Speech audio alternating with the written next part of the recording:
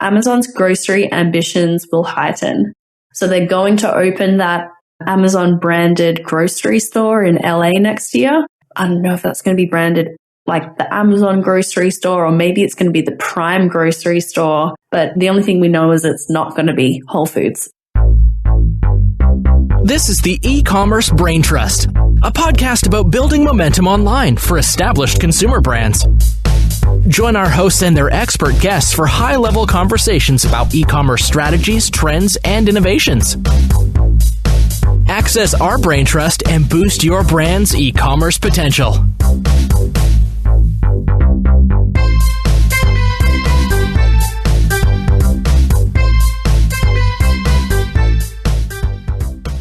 Hello and welcome to the Ecommerce Braintrust podcast. Thank you for tuning in. It's the end of 2019 and this was a big year for the podcast, for the company behind the podcast, Bobsled Marketing, for me personally. And I'm really thrilled to be moving into 2020 with lots of new projects and exciting stuff going on, as well as being in the middle of an industry that's changing so quickly and in a really exciting way. So I wanted to spend this episode talking about what lies ahead for the podcast, for me, for Bobsled, and also for the industry and what sort of some of my projections of what's going to happen in 2020. And before we do that, I just wanted to recap a few things that happened this year to set the stage a little bit. So 2019 was a very busy year. On the Amazon front, we had what looked to be like the great vendor central purge of 2019 at the start of the year. And this was where Amazon stopped creating purchase orders for many vendors, many smaller vendors in particular. And it did seem from some of their actions and some of the commentary that Amazon was going to sort of kick a lot of vendors off the vendor platform, and that the third-party Seller Central platform seemed to be more of the go-forward growth platform for Amazon. So ultimately, I think it spooked a number of vendors who ended up moving over to Seller Central for that reason, as well as the idea of getting more profitability on their assortment, as well as more control over things like pricing and third-party sellers and things like that. So that was how we kind of started the year out from a trend perspective. Throughout the year, we have seen a lot of improvements made to both content on Amazon and advertising in particular. And to me, just talking about all the improvements to Amazon advertising over the last year, the pace seems to be accelerating, which is very exciting and very promising for Amazon as a platform, because they do have a pretty low base to come off. Their platform is fairly new. Well, it is new, and it was fairly basic. But this year, we've started to see a lot of new features being rolled out, including negative keywords, new ad types, new targeting types. It's not just a keyword-driven platform anymore. We're able to target other ASINs. So the number of both big and small changes to Amazon advertising in particular has been a major highlight of this year. And it really shows Amazon wanting to invest in this platform. It's obviously a very profitable revenue stream for them.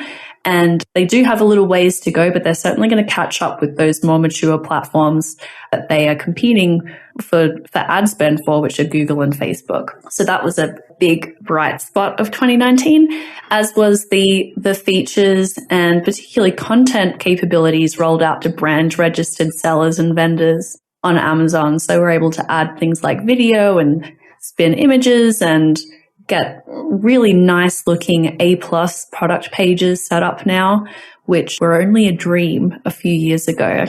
I still recall the days when A+ pages cost vendors money and you had to be a vendor to get an A+ page. So we're living in very different times now. All of these things ultimately help Amazon with conversions and help the customer experience.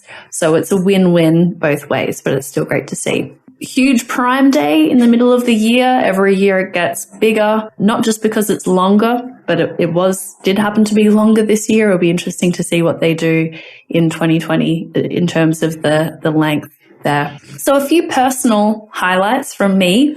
One, I co-wrote actually my second Amazon themed book in September. It was published, and I co-wrote that with Mark Power, who is another Amazon agency leader. And we got together. We have pretty different backgrounds and strengths. So Mark's agency, Podian, focuses more on the strategy around Amazon and looking at the whole Amazon landscape from Prime Video and Kindle advertising and just voice and, really interesting channels that Amazon operates. Whereas myself and Bobsled, we focus more on the tactical retail execution of Amazon. So bring me and Mark coming together to talk about this topic that had been avoided up until then, Amazon for CMOs. How does a CMO or a senior executive within a retail company or, non-endemic brands as well, like car companies, how should they be thinking about setting their innovation budget and assembling their team and how to work across silos within their companies to get things over the line, as well as understanding how Amazon often is subject to silos as well. So we talk about, those more strategic concepts. We put the framework in there around the Amazon leadership principles to give people a perspective on how Amazon makes decisions and why they've done what they've done and why they've been successful. So that was a huge undertaking that for me and Mark spanned Q2, Q3, and then we finally launched it in September. So that took up a big chunk of the year to work on that. But when it came out, we were quite blown away by the response, because I don't think that there had been really a book. There's lots of tactical books out there, including my first one, which is How to Do Amazon. And there were only a handful of books about how Amazon works and how senior leaders should be thinking about it. So that seemed to strike a nice chord with people, and we were quite pleased with that. A couple of other highlights from the year. My company, Bobsled Marketing, we're about 24 people now, and we've all worked remotely right from the beginning of the company. So it was me in New York by myself, and then my husband joined me. So we were working together. And then our first employee was Julie. She was in Cleveland. And Julie's now the president of the company. That was a big milestone this year. She took over as president. I didn't meet Julie for 2 years after hiring her. She was working away in Cleveland. I was working away in New York. And that's how we kicked everything off at Bobsled. And that's the model that we've used ever since. So we've all been remote. Everyone's in the US and Europe. And this year was the first year that we brought everyone together from 3 different continents, and we had a big company retreat all together for 4 days in Medellin, Colombia. And it was a big undertaking from a planning perspective. It took up a lot of time.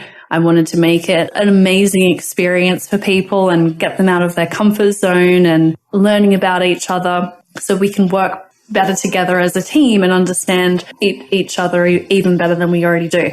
So it was a phenomenal event. Everyone was very excited about going to Colombia. It was not on the map for most people. And we had an incredible time, and some people even said it was one of their life highlights, which really made all the hard work to get to that point very much worth it. A couple of other highlights from the year. So I launched a new project called the Marketplace Institute, also in September, just a couple of weeks after the book launch. So that was a pretty interesting month. But the Marketplace Institute, and I've talked about it a little bit, not too much on the podcast in the past, but I'm going to be revisiting it next year for sure in more depth. But essentially what the Marketplace Institute does is address a need for branded manufacturers who want to have their primary Amazon channel management done in-house within their company. They want to reduce their reliance on outside vendors like agencies and consultants and freelancers, and they want to bring this function in-house, or they want to shore up their in-house team to be right on the cutting edge, doing everything according to best practices, learning new tips and tricks and stuff like that. So this was a big need that I started to hear about at Bobsled, where, obviously we do a lot of that stuff for clients. We manage PPC advertising, we create the content, we manage a lot of the administrative processes and things like that for brands. But we did find that a lot of our clients and prospects, if they're being honest, wanted to do those things themselves. Maybe they didn't have the right person on board at the time. Maybe it was a glimmer in their eye that they were hoping to execute on in a couple of years' time or something like that. But a lot of brands really harbored this desire to keep the Amazon channel closer within their organization. So after several months of doing interviews with customers and doing some research around what was out there in the market already and what tools we already had been working on at Bobsled in terms of our processes and best practices, our internal training, our internal onboarding processes for new specialists and managers, we launched the Marketplace Institute to address that need. So as it stands, we have a knowledge base of over 100 processes and best practices that we use at Bobsled that are available to members. We have a Slack community that's just for members. I'm doing a weekly news recap and analysis of the news and what it means for brands selling on Amazon. We do a weekly office hours call where members can dial in and we dive deep on a topic that's been crowdsourced by members. In 2020, we're going to kick off monthly masterclass training sessions on topics that members vote for. And the cherry on top is the Amazon helpline. And this was something that a lot of brands expressed a desire for, and that is just someone to call who is knowledgeable about, let's say, Amazon advertising. You've made progress, but you're getting stuck on one thing and you can't figure out what's going on. You've already done some troubleshooting. You just want an Amazon expert to look something over or talk through about a particular challenge or strategy that you might be thinking about, and just some one-on-one help with those trickier, more unique situations that there isn't any documentation on. So that helpline is part of the Marketplace Institute as well. So we're still pretty early on with that. Like I said, we just launched in September, but have gotten really good feedback from members so far on how it's working for them to train up their existing team members, onboard new folks, or even just, people who are at the early stages of in-housing their Amazon capability. So that was, yes, a big milestone in 2020. What else do I have here? Oh, a couple of other highlights as well. So Bobsled partnered up with Kenshu, the enterprise advertising platform, in Q4 this year. And we're really excited to be working with them since they offer such detailed reporting and automation capabilities for Amazon PPC, as well as other platforms as well that they got a head start on many years ago, Google and Facebook. So very excited to be joining them as a official partner and maybe doing some events next year, and certainly offering more advanced reporting and PPC functionality to our clients. All right, well, let's move on to what is coming in 2020 for this show, for Bobsled, for me. First, I'm a sucker for punishment. You can probably understand with all these different projects going on. But after the reception we got for the Amazon for CMOs book, Mark and I were trying to figure out what we should do next. We'd obviously hit a nerve with this group. We didn't want the book to just sit out there and for that to be it, given how much interest there was in this topic now. So we didn't want to do a follow-up. We thought about doing an audiobook, which we might still do, but we ultimately landed on a way to extend the life of that concept and that brand, which is to launch the Amazon for CMOs podcast. So I'm really excited about this one. We're going to launch it probably in late January is the most likely date we're going to go live with that. And we're going to continue on the theme of that book. We're going to be interviewing just CMOs about Amazon, obviously, but also their career journey, some of their career journey, their philosophies on management and innovation, and how they are sort of organizing their Amazon capability internally. A lot of the same themes that we touched on in the book, but we're going to spend 6 months for the first season to interview 6 months worth of CMOs and talk with them about their approaches towards Amazon. So that show is going to launch in late January. I'll definitely let you know once that's up, because I think that pretty much everyone listening to this show is going to be interested in that one. Now the holiday selling season is officially here and it's time to ramp up sales. But how are you going to fund that extra marketing spend, that extra inventory, hiring extra help? One way to do that and access easy capital is through Payoneer Capital Advance, from a company I have used personally and have trusted with my international payments for the last 4 years. Payoneer's Capital Advance product is the ideal cash flow management solution for e-commerce merchants on Amazon and Walmart. What they do is extend a credit offer to you based on your store's recent sales, which you pay back gradually over time until the offer is fully settled. There's no credit checks, no collateral, and they're offering a really good rate as well. Go to paynr.co/Braintrust to learn more. Next year, I'm going to be attending, I've got my Q1 retail conferences mapped out already. So I'm going to be going to the National Retail Federation, or NRF's big show in New York, which is January 12 to 14. And I'm going to be podcasting there on Tuesday the 14th. So if you're going to be at NRF's big show in New York, let me know.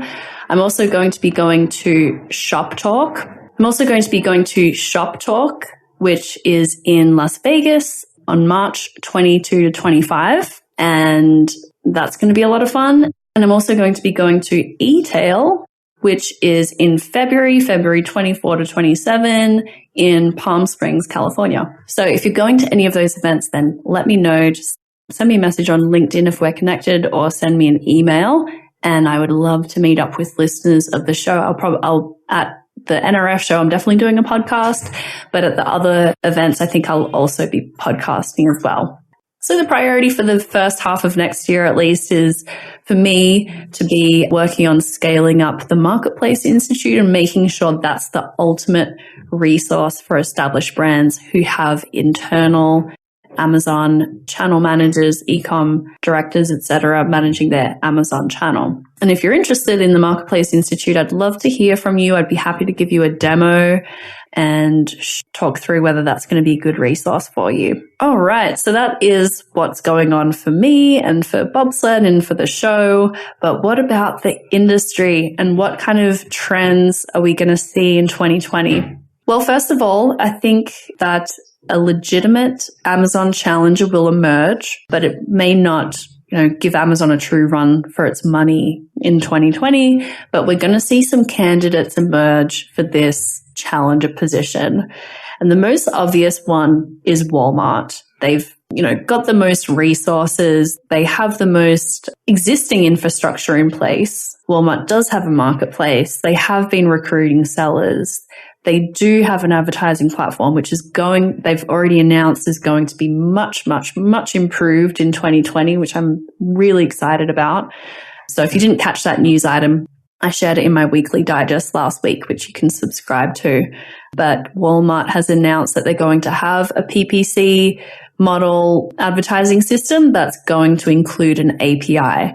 And it sounds a lot like Amazon's current API-led system. And this is going to mean that Walmart advertising is going to be a lot more accessible to a lot more sellers. Because right now there's a crazy $100 a day minimum spend, and the auction format it's not very efficient for advertisers. So you end up spending more money on Walmart than you would on Amazon, just due to how their auction is set up. And it's just not a very attractive advertising platform. But next year, they've already announced some of these changes, and they're going to really push ahead with that. So I think that that's going to mean it's a much more attractive marketplace for sellers to get started on. But there are other candidates who could also challenge Amazon, and I would say those other candidates are Google and Alibaba. So Alibaba's kind of a long shot, but Google, I know, has been investing a lot more in their marketplace. and what was historically called shopping actions. And how it works is you can be a seller on Google and a customer will have a marketplace style buying experience. So they can buy from you and another seller, and everything's in one cart for the customer. So it looks and feels to the customer like Amazon. Google also provides the customer service and does all the delivery notifications and stuff like that. So it's a marketplace feel, but there's no fulfillment infrastructure. And I don't think that Google would get into the game of fulfillment. It doesn't really make a whole lot of sense to them. So that's one thing that's going to be very different about a Google marketplace as opposed to a Walmart, which they have like their fulfillment capability on the first party side, and Amazon, which has fulfillment capability on the first party side, as well as basically selling fulfillment capabilities to third party sellers as well. So 3 different competitors, 3 very different models, and it will be very interesting to see which one ends up being a legitimate challenger to Amazon. Number 2 trend for next year and beyond is we're already seeing the writing on the wall this year, but Amazon's grocery ambitions will heighten. So they're going to open that Amazon branded grocery store in LA next year. I don't know if that's going to be branded like the Amazon grocery store, or maybe it's going to be the Prime grocery store. But the only thing we know is it's not going to be Whole Foods. So we're going to see that store open towards the end of this year. They really ramped up their fresh capability, which had kind of not got a ton of penetration because there was a $15 a month fee associated with fresh. So they got rid of the fee and they're converting some of their fulfillment facilities into ultra fast locations, which is essentially Prime Now. So Prime Now is when you can get items within like an hour or 2 in many metro areas now. And so Fresh, their grocery delivery service, now it's like Fresh with Prime Now benefits. So you get your order really quickly. There's no monthly fee associated with it. And so I think that Amazon's just going to absolutely charge through 2020 with a massive grocery push, both in these stores. They've got the Go convenience stores, which are rolling out pretty quickly, and Fresh, which is a massive new channel that they can really start to ramp up in 2020. So I think we'll just start associating Amazon with grocery in 2020 is, I guess, a way to put my prediction there. Number 3, antitrust scrutiny will continue. It's going to be a continuation of what we saw at the end of 2019, which was Congress asking Amazon to explain themselves around certain activities and processes that Congress thought potentially be anti-competitive. I did do a super long, fairly detailed post for Forbes about this antitrust response that Amazon had, which I recommend checking out if you're not on top of this. But Amazon's, they were able to skirt a few issues that I think Congress is not going to drop, particularly around their private labels and how they advertised, particularly around some of the buy box eligibility and suppressed buy boxes for merchants who offer lower prices off of Amazon. So this price competitiveness, I think, is going to get more attention. And then in that response as well, there are a lot of other topics which I didn't cover because they're not relevant to retail, but Congress also has some concerns about author publishing rights on Kindle, about how AWS stores and uses data, and Alexa as well, how they store and use data. So this was pretty holistic. They looked at a number of businesses within Amazon. What Amazon calls their store certainly took up a lot of space. And I think that it's not going to end here. I don't think that it was an entirely satisfactory response. So more to come. Next prediction, Amazon's international markets will be a bright spot for growth. So the US market it's pretty saturated. Amazon's got Prime members in half of US households, massive adoption in the US. So my question is, how much further could Amazon really grow in the US? You could say that they're at a point nearing saturation.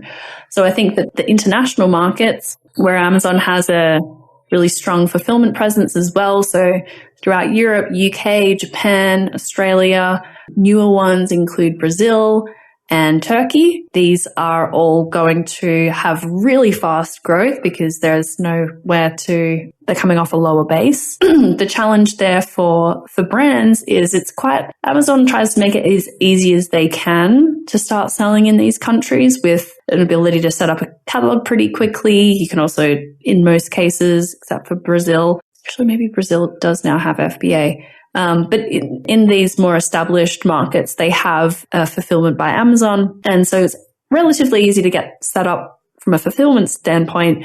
The challenge for most companies, especially larger ones, is all of the regulatory and tax implications that come with launching it in a new market. And then beyond that, there's logistics in terms of just getting inventory into the country with freight forwarding and customs brokerage and stuff like that. So every country is a little bit different. Japan in particular has some very funky laws around the person who gets the products through customs is the one who's like legally responsible for them. And you need to really look around to find good vendors in those markets to work with from a logistics standpoint. So it's tough to get into these markets, but that also means that there's sort of less competition, and if there's a high barrier to entry, provided you can jump through all the hurdles, it could end up being worthwhile for you. But I do always caution brands who are interested in international expansion that, hey, this is going to be a lot of work and the volume is just nowhere near that of the US, just given its saturation and maturity in the US. You're only going to see in Canada and Australia, let's say like a 5% incremental revenue lift. That's been our experience so far. And if you combine all the EU markets and UK together, that's maybe more like 20%. But you need to understand that there's a high investment and a smaller available market. But if you're looking for growth and you're looking for incremental revenue, I think that is a smart move. Moving on, number 5, trend for next year. Amazon's going to be responsible for all sales tax collection and remittance in all states. They're already mostly there. They haven't been able to sustain the argument any longer that they simply facilitate sales between sellers and customers. Most governments have put pressure on Amazon to actually manage that paper trail and money changing hands for sellers. So I think that we're going to start to see that entire ecosystem start to be managed by Amazon. And number 6 trend for next year, this is one that's near and dear to my heart, is that there are more and more consultants, agencies, and other providers that offer Amazon services. So obviously this is my business and I'm aware of the competitors coming into the space, consolidation, and there are lots of people from Amazon who were vendor managers or involved in any function really, who were able to leave Amazon and have a pretty good resume for a lot of brands who are looking for Amazon support. And so it's quite natural if you're looking for help with your Amazon channel as a brand that you find someone from Amazon to help you. So there's more and more people hanging up their shingle to provide that kind of support. And there's also a lot of agencies who might have been direct response agencies offering pay-per-click services for Google and Facebook and social media management and things like that. They're starting to offer Amazon services as well. So it's a good thing in that it offers brands more choice. There's more providers out there. You get to find someone who's going to be a good fit for you based on your objectives. But it also might make it in some ways harder to find the right provider because there are so many people out there with different backgrounds and angles. So I think that that's going to be a trend next year as well. We're going to have more and more providers in this space, more choice, but more choice isn't necessarily always helpful. So next year, I'm also aiming to have on this podcast an expert come on who is basically a search consultant for Amazon agencies, and we're going to talk about how should they set their selection criteria? What should they be doing before they go out and search for an agency in terms of establishing their criteria, goals, budget, things like that. But yeah, so that's where I'm going to leave it for today. I'm sure that 2020 will throw many more weird and wonderful things at us, but I did just want to share my personal view on that. And again, thank you so much for listening to this show. It's been really fun to get experts on, cover the trends, cover the changes, and I know that it's been helpful to a lot of people out there. I do have one favor to ask you. If you listen to this show and you really enjoy it and you get value from it, I'd really appreciate if you wrote a review on iTunes, on their new podcast app, if you're using an iPhone, or if you're using Stitcher, or if you're using Spotify to listen to the podcast. I would so appreciate if you wrote a review for us, just something short, something sincere, and just to throw a little New Year gift at you as well. If you do write a review, take a screenshot and send it to me, and I'll send out a copy of my book, Amazon for CMOs, to you if you have a US mailing address. So just hit me up on LinkedIn or Twitter, or send me an email, kiri@bobsledmarketing.com, with that screenshot, and I'll get a book mailed out to you as a thank you. Well, I hope you have a fantastic new year, and I look forward to sharing more e-commerce brain trust goodies with you next year. Thanks for listening.